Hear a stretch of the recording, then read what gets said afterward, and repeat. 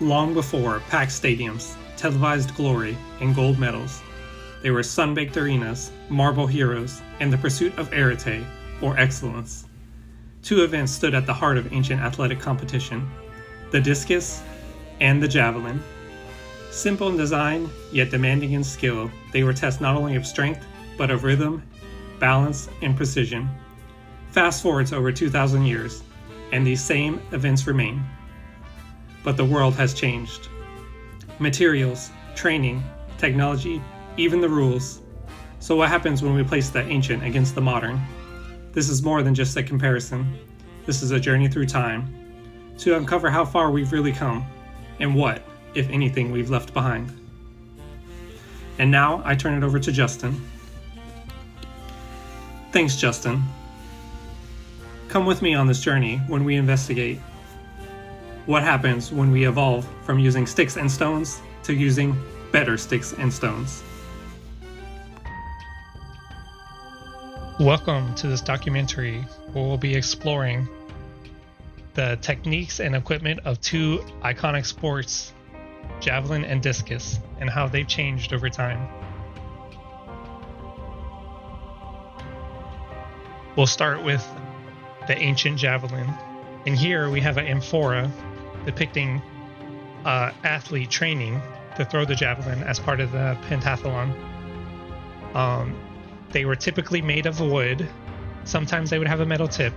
And an important distinction between the ancient and modern javelins is they used a leather strap wrapped around it called the ankyle. And this would impart centrifugal force on it and allow it to rotate, much like a football, through the air for increased distance and accuracy. Here we see the ancient javelin technique as described by Philostratus in the Gymnasticos poem. As he says, the javelin thrower uses the ankyle to give the missile a spinning motion, thus increasing its flight.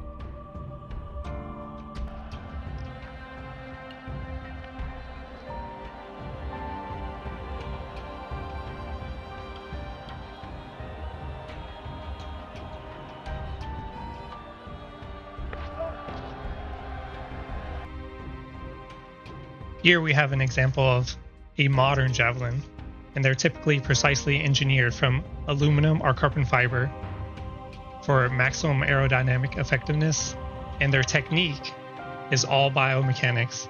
There's no strap to enforce spin on it. It's all the athlete doing it.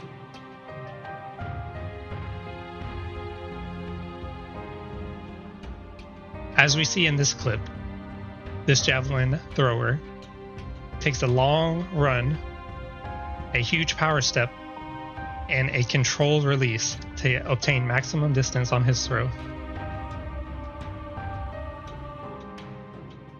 Moving on to the ancient discus.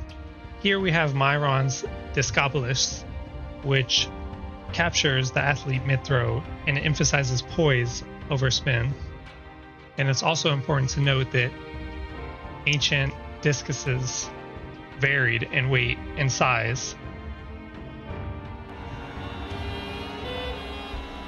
Here we have an animation illustrating the technique ancient Greeks would have used to throw a discus. Notice how he doesn't even complete a full rotation. He basically just uses the power of his hips to throw it.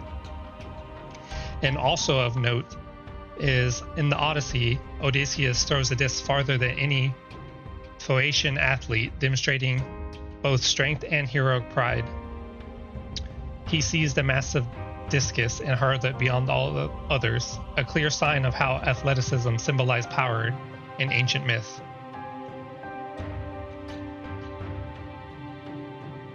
Modern day discus. Here we have an animation, our standard, illustrating lighter technique with 2 kilograms for men and 1 kilogram for women. Notice how he doesn't even complete a full rotation up to 2.5 times, just uses the power of his hip circle to throw it for added power and distance. And also of note is in the Odyssey, Odysseus throws a disc farther than any Phoenician athlete. Here we see a modern athlete, both strength and heroic pride. a discus. He sees the massive throw is more dynamic and harder and uses centrifugal force, a clear sign of how athleticism symbolized power in ancient myth. I hope you enjoyed your journey along with me today, and hope you came to we have an animation conclusion I did, illustrating the technique ancient Greeks would have used to throw a discus. Notice how he doesn't even complete a full rotation. He basically, until next time, just uses the power of his hips to throw it. And here's all the credit for my work is in the Odyssey.